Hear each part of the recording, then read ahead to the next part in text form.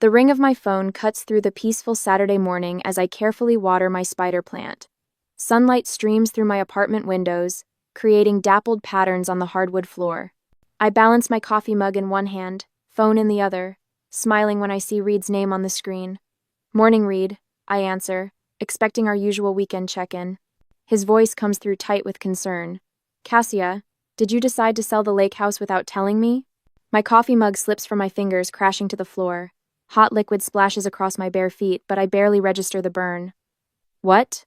"No, I would never sell without—" My words tumble out as ceramic shards scatter across the kitchen tiles. "There's a listing online," Reed continues, his voice measured but urgent. "It went up yesterday. I recognized your photos, the ones I took last summer of the deck and the water view, but it's listed under Laura C. with your mother's phone number as the contact." I sink to my knees, less to clean up the mess than because my legs suddenly can't hold me. Just yesterday, I'd been planning my quarterly retreat to the lake house, my sanctuary from the relentless demands of work. The one place where I could breathe. The listing says motivated seller vacant most of the year, Reed adds, concern deepening his voice. "And Cassia, they've priced it $50,000 below market value. Someone's going to snatch it up immediately at that price." My free hand curls into a fist against the cold floor. "Send me the link." I manage, my voice steadier than I feel. 2 weeks ago, we'd gathered around my parents' dining table, the one I'd helped them buy when their old ones simply wouldn't do anymore. Mom had casually brought up the lake house while passing the potatoes. "What do you think that little cottage of yours is worth these days?" she'd asked, eyes fixed on her plate. "The market's been so good lately." Before I could answer, Tanner had stood, raising his glass with that familiar entitled smile. "Since we're sharing news, Lacey and I are pregnant." After the obligatory congratulations, he'd continued, "We need to find a proper family home now, something with a yard, good schools nearby." I'd known what was coming next. The expectant look. The casual mention of down payments. "I can't help right now, Tanner," I'd said firmly. "I've already contributed $70,000 to family expenses this past year." The table had gone silent, Mom's disappointed sigh cutting deeper than any words. Now, as Reed's email arrives with the listing link, my shock transforms into action. I dial my mother's number, pacing between the shards of my broken mug. She answers on the third ring. "Oh, honey, I was just about to call you." "What are you doing?" I cut her off, my voice shaking. "Why is my lake house listed for sale? With your phone number?" A brief pause, then her voice returns, light and unconcerned. "Oh, honey, we thought we'd help you sell that place since you're hardly ever there. It's just sitting empty most of the time." My hand steadies as I pull up the listing on my laptop. There it is, my sanctuary, the place I'd saved for years to buy, being offered to strangers like a yard sale item. "You have absolutely no right," I say, my voice dropping low. "Take it down, now." "Don't be dramatic, Cassia," Mom says with that dismissive tone I know too well. "Your father wants to speak with you." The phone rustles, and Dad's gruff voice replaces hers. "You owe the family, Cassia," he says without preamble. "After everything we've done, you only contributed $7,000 to Tanner's wedding, and now with the baby coming—" "I don't owe you my property," I interrupt, heat rising in my chest. "You can't sell something that isn't yours." Dad's laugh holds no humor. "We still have your refinance paperwork from when you asked for our help with the loan application. Lorraine kept copies with your signature samples. That's enough to make it work." The threat hits me like a physical blow. Not just the illegal implication, but the casual way he says it, as if stealing from me is their right. "We're family," Mom calls from the background. "Family helps family." The words echo as I end the call, staring at the broken pieces scattered across my kitchen floor. All these years, I'd told myself they needed me, that I was helping them through rough patches. But the truth crystallizes with brutal clarity. They don't see me as a daughter with her own life and dreams. They see me as a resource to be used up, piece by piece, until nothing remains. I hang up on my father, my breath coming in short bursts. The broken ceramic shards of my favorite mug surround me like evidence at a crime scene. My bare feet remain planted amid the mess, oblivious to the cooling coffee puddle or the risk of cuts. I need proof. Parents don't just suddenly decide to steal property. This has to have roots. The family email account still works. They never bothered changing the password after setting it up for emergency communications. My fingers tremble as I navigate to the account on my laptop, 3 years of messages load on the screen. I filter for Lake House and Cassia property. 17 results. The first email appears from 6 months ago, around when Lacey announced they were trying for a baby. My stomach tightens as I click it open. If Cassia won't help with the down payment, we need a plan B. The lake house sits empty most of the year anyway. I sink onto the couch, laptop balanced on my knees. Tanner's response glows blue against the white screen. She makes 6 figures and lives alone. She doesn't need 2 houses. Mom and Dad helped with her college. She owes us. Air vanishes from my lungs. They've been plotting this for months. I scroll down, each message worse than the last. The newest email, dated just last week, contains a forwarded exchange with someone called RJ. For a clean property transfer, I'll need copies of her signature from previous documents. Bring anything with her name on it. There's ways to make this work without involving her directly. My world narrows to the harsh light of the screen. My family isn't just trying to pressure me into selling. They're actively planning to forge my signature, to steal my property. Further back in the thread, I find a message from Mom to Dad. She questioned the emergency money for Tanner's car repair, so we should move quickly before she starts connecting dots. I dig deeper. 3 other schemes surface in the correspondence: plans to access my investment account for family needs, discussion about a credit card they wanted to open in my name, debate about borrowing from my retirement account, plans they abandoned when I asked too many questions. Within an hour, every email is printed, highlighted, and organized in a folder. My hands have stopped shaking. The fear has hardened into something else entirely, a cold, steady anger that propels me toward my car. 20 minutes later, after I gathered all the necessary pieces of proof, I stood on my parents' doorstep. The same doorstep where, as a child, I was taught honesty was the foundation of character. Mom answers, surprise flickering across her face before settling into a practiced smile. Cassia, what a pleasant entry. We need to talk. I step past her into the living room where Dad sits in his recliner, the one I paid for last Christmas, when their fixed income couldn't stretch for new furniture. What's this about? Dad asks, not bothering to stand. I drop the folder on the coffee table. The slap of paper against wood punctuates the sudden silence. This is about you trying to sell my house without my permission. Mom perches on the arm of Dad's chair, their united front physically manifested. Honey, we were just trying to help. You're so busy with work. Stop. I open the folder, placing emails in front of them like cards in a losing hand. You've been planning this for months. You discussed forging my signature. The doorbell rings. Tanner walks in without waiting for an answer, his timing too perfect to be coincidence. 8. What's going on? He glances between us, feigning confusion. Cassia's upset about the lake house listing, Mom explains, her voice softening to the tone she uses when recounting family gossip. Family helps family, that's how it works, she adds, as if reciting a commandment. Your brother needs a proper home now. Dad leans forward, his jaw set. We raised you, put you through college. That house should be helping all of us, not sitting empty most of the year.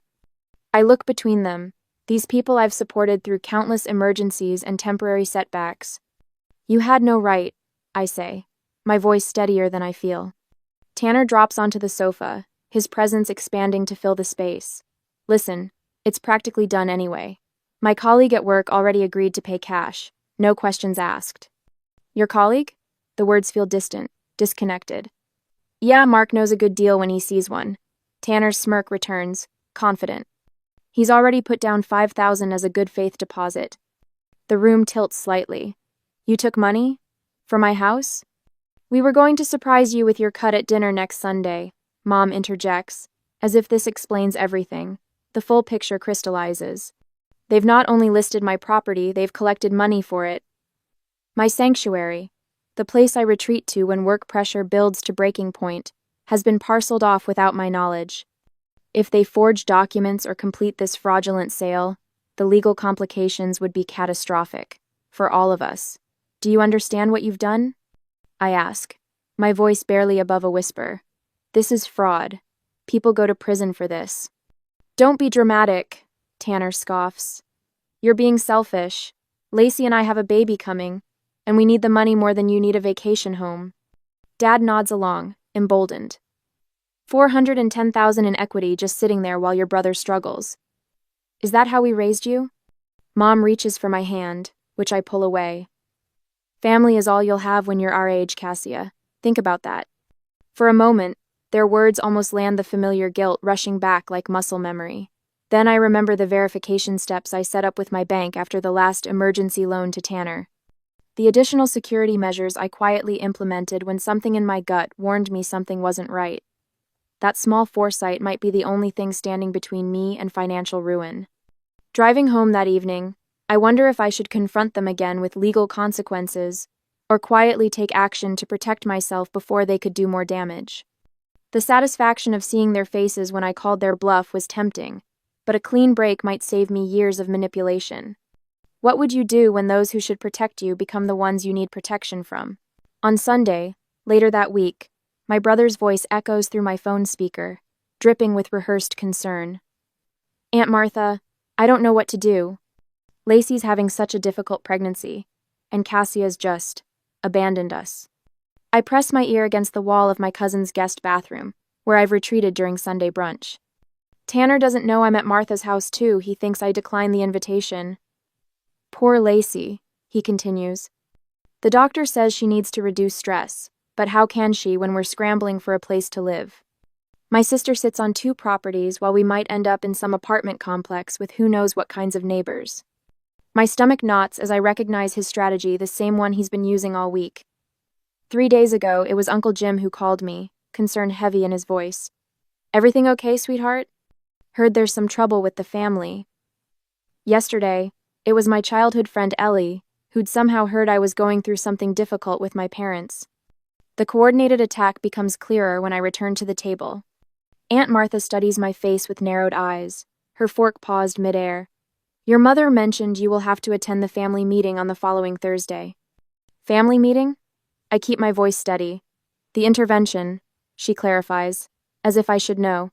At my house. For you. When I get home, 6 voicemails await distant relatives I haven't spoken to in months, all suddenly concerned about my heartlessness during Lacey's difficult time. Monday morning brings a call from Diane in HR. Your mother phoned, mentioned a family emergency requiring financial assistance. Is everything all right? The walls close in further when I check my credit card statement. Small charges appear from stores my mother frequents. $24 at the drugstore, $37 at a home goods shop, $19 at a garden center. Transactions I never made, but small enough I might have overlooked them. My phone buzzes, Dad's name appears on the screen, and my pulse quickens. My finger hovers over decline as I realize I've developed a physical reaction to their calls, shallow breathing, racing heart, a cold sweat breaking across my forehead. Sleep eludes me for the 3rd night in a row. At 2:17 a.m., I stare at my ceiling, imagining the legal battles ahead. Will I have to sue my own parents? Testify against them? The thought sends me to the bathroom, retching into the toilet. By Wednesday, I've changed every password, frozen my credit, and documented each unauthorized access attempt. The bank flags suspicious activity. Someone tried to transfer funds from my savings using my mother's computer. The branch manager sounds surprised when she calls. They've attempted this before?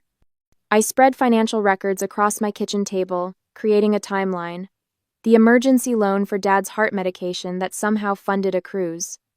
The temporary help with Tanner's wedding that was never repaid.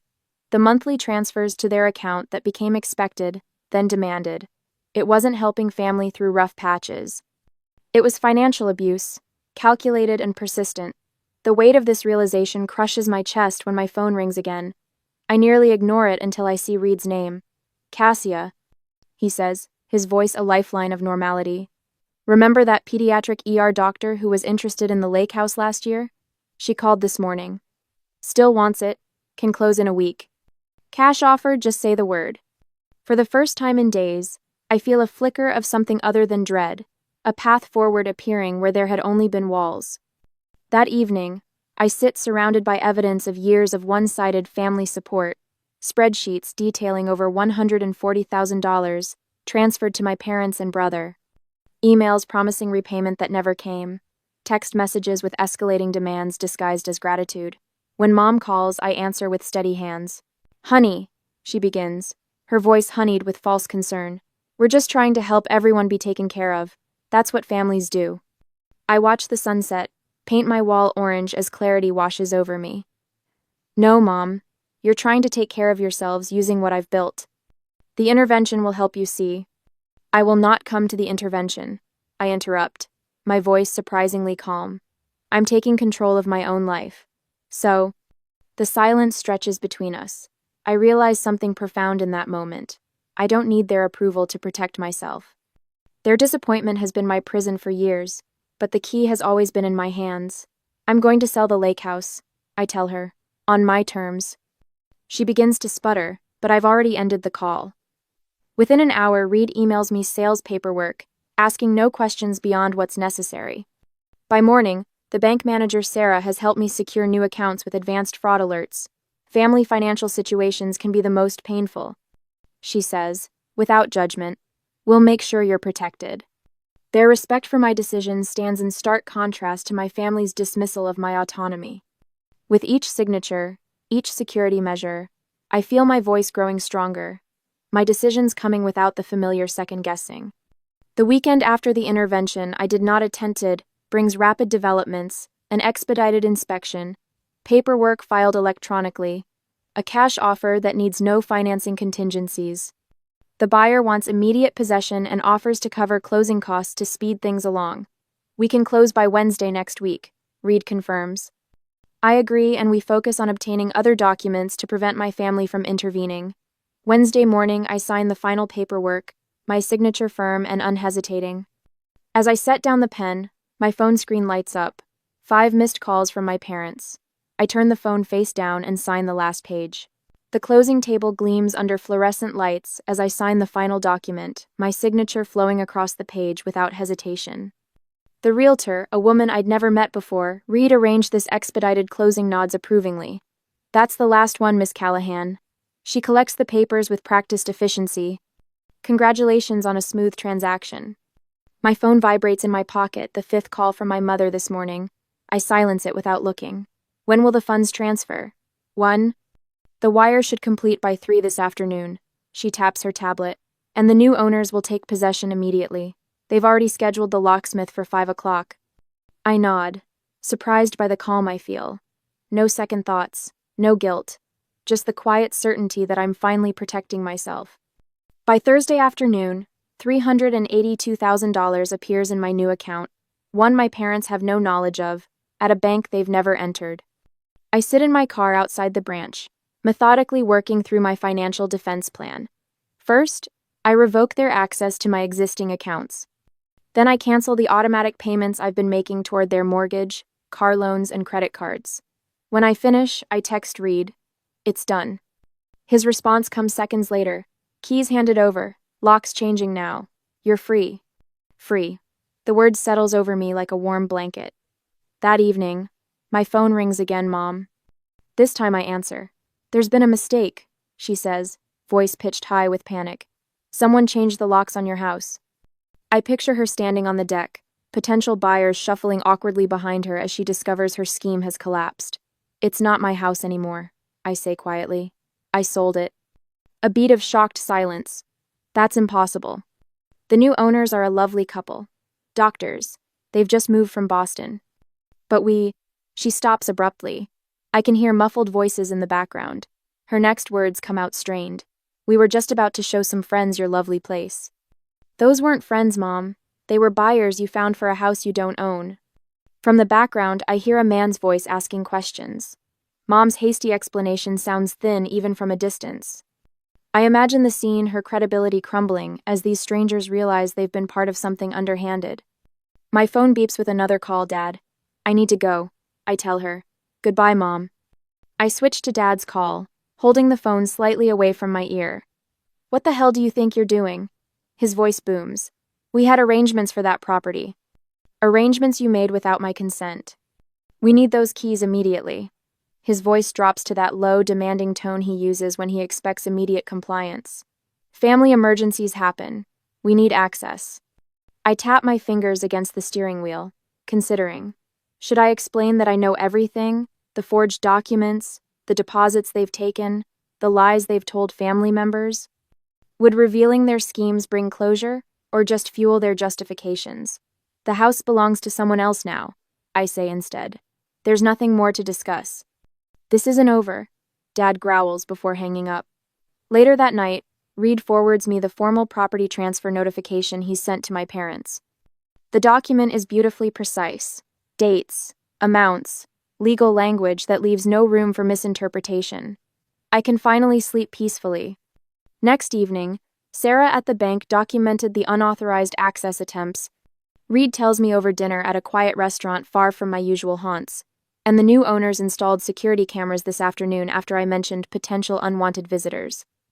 I smile, imagining the protective barrier forming around the life I've rebuilt. Thank you. To freedom. Reed raises his glass. My phone rings again. Tanner this time. I consider ignoring it but answer instead. What do you mean you sold it? His voice has none of the usual confidence. Pure panic.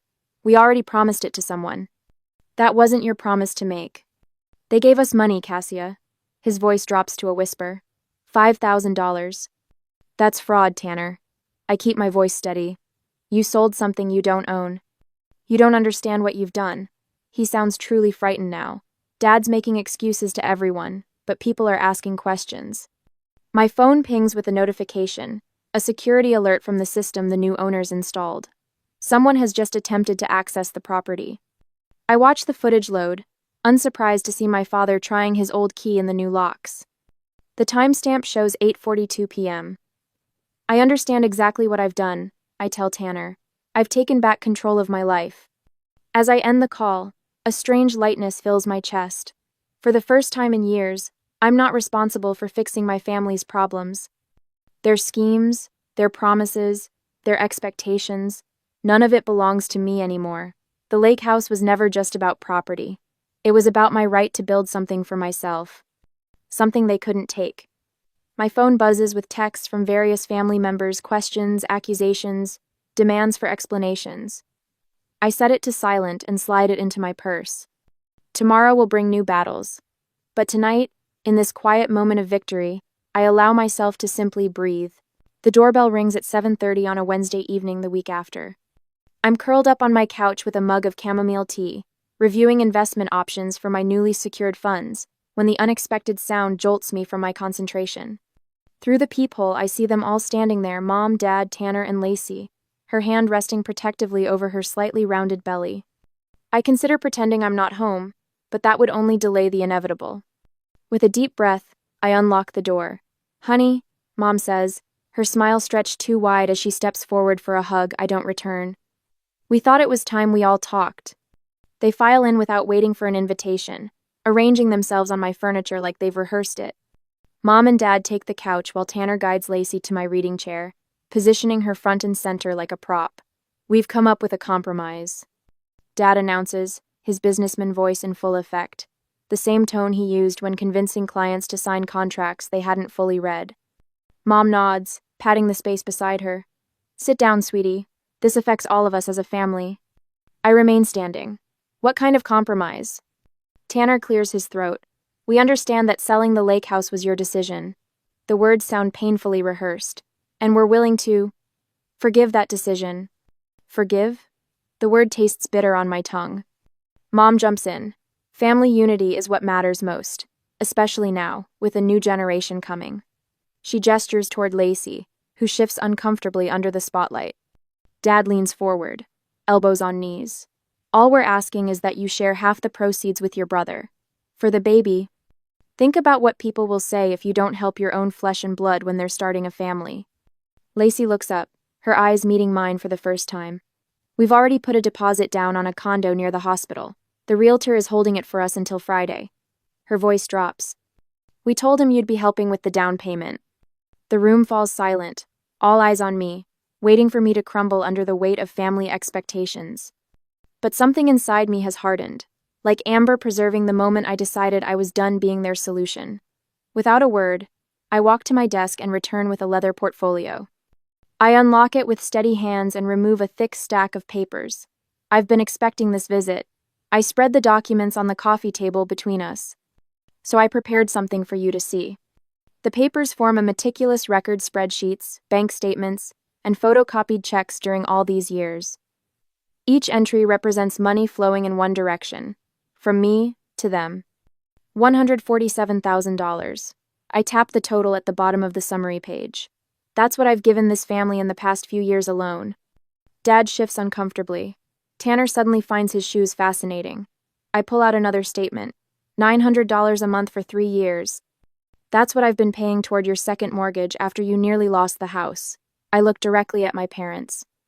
A fact you conveniently forgot to mention to Tanner when you were discussing my extra resources. Mom's face flushes. That was different. We were in a tough spot. You've been in a tough spot for my entire adult life. I interrupt, my voice steady despite the heat rising in my chest. I've been supporting this family for years. I'm done being your ATM. I place another document on the table, the final mortgage statement for my apartment, stamped PAD in full. I sold my lake house to secure my own future. For once. Tanner springs up. But what about our future? Lacey's pregnant, for God's sake. I didn't sell my house to hurt you, I say. I sold it to protect myself. The truth hangs in the air between us, sharp and undeniable. I walk to my sideboard and retrieve a sealed envelope. The security company logo is visible in the corner. I place it on top of the financial records. The new owners installed security cameras after closing the agreement legally. I say, looking directly at my father. They caught someone trying to break in through the back door last weekend. Dad's face drains of color. They've filed a police report. I slide the envelope toward him. For attempted unlawful entry. Tanner stands beside Dad, hands balled into fists. We were just trying to secure what should have been family property. You know, there were still some of our things in that shed. I straighten to my full height, looking down at them now, physically reversing our usual positions when they'd sit in judgment over me at their dining table.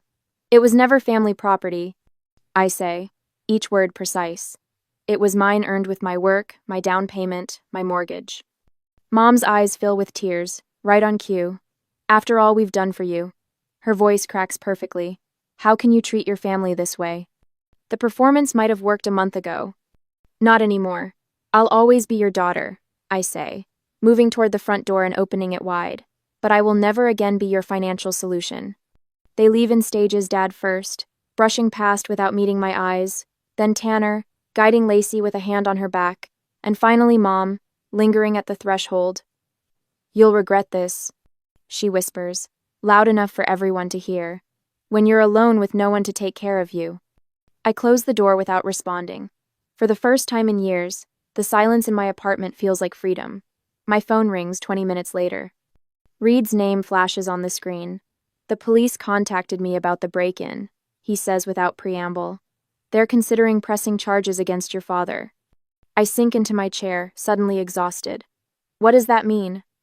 It depends if the new owners want to pursue it. Reed pauses. And what this means for Tanner and Lacey's situation. Have you thought about that? I haven't. With a baby coming and no housing secured, their desperation will only grow. After we hang up, I stare at my phone for a long moment. Then I open my contacts and begin the process of changing my number, severing the cord that has kept me tethered to their demands for so long. Some family ties aren't meant to bind. Sometimes they're meant to be cut. Sunlight streams through my apartment windows, casting golden patterns across a wall of framed photographs, images of mountain vistas, European cafes, and rugged coastlines. 6 months have passed since I sold the lake house, and not a single family portrait remains. In their place hang moments of freedom captured through my lens. My phone buzzes on the coffee table. I check the screen, then deliberately set it down without answering. No more panic calls about family emergencies that mysteriously require immediate financial infusions. The quiet feels earned, almost sacred. And how does that feel, making these choices for yourself? Dr. Levinson asks from our video call on my laptop. I stretch my arms wide, something I couldn't do 6 months ago without the weight of guilt compressing my shoulders, like breathing after being underwater too long. After our session, I gather my materials for tonight's financial literacy workshop. I volunteer twice monthly now, helping others recognize the warning signs of financial abuse. The irony doesn't escape me, learning to protect others by first protecting myself. When the mail arrives, a cream-colored envelope stands out among the bills. I recognize Lacey's handwriting immediately. Inside, an invitation to her and Tanner's baby shower, the first family contact in months. 3 years ago, this envelope would have triggered a familiar spiral. Guilt, obligation, the mental calculation of how much money I should enclose in a card. Today, I simply appreciate the delicate floral border and the fact that my brother and sister-in-law are creating a family of their own. I select a practical gift online, a convertible stroller from their registry, and write a sincere card offering congratulations. No check enclosed. My finger hesitates only briefly before clicking send. You speak about your family differently now, Dr. Levinson had observed in our session. There's understanding in your voice rather than resentment. Understanding doesn't mean I have to become their ATM again, I'd replied. That evening, Reed and Sarah arrive at my apartment with takeout containers and a bottle of champagne. The three of us gather around my small dining table, the one I purchased after donating the expensive table my mother had guilted me into buying for them years ago. Reed raises his glass. To building futures, not fixing pasts. We clink glasses, and I feel a swell of gratitude for these friends who helped me see the difference between generosity and exploitation. Reed, who spotted the fraudulent listing. Sarah, who helped secure my finances. Both who stood beside me when family wouldn't tend. I have something to show you, I say, spreading plans across the table after dinner. They lean forward to examine the blueprint for a small cabin in the mountains. More modest than the lake house, but designed specifically for my needs, a photography studio with northern light, a wraparound porch for morning coffee, walls built to keep out winter winds but not supportive friends. It's perfect, Sarah says, tracing the outline with her finger. Behind the blueprints lie brochures for international photography workshops, Iceland in winter, Tuscany in spring, opportunities I'd always postponed for family obligations. My phone chimes with a text from Aunt Naomi. Ed and Lorraine started financial counseling last week. Baby steps. Later, curled in my reading chair, I open my journal. The pages no longer document family loans or broken promises. Instead, they hold dreams, plans, possibilities, the architecture of a future built on my terms. As I planned my new cabin, I wondered if true forgiveness means allowing people back into your life, or simply wishing them well from a distance. Family ties are precious. But at what point does protecting yourself become more important than maintaining those connections? What would you choose? Reconciliation with clear boundaries, or the peace of a clean break? I close the journal, not needing an immediate answer. For the first time in years, I have the luxury of time to decide what family means on my own terms.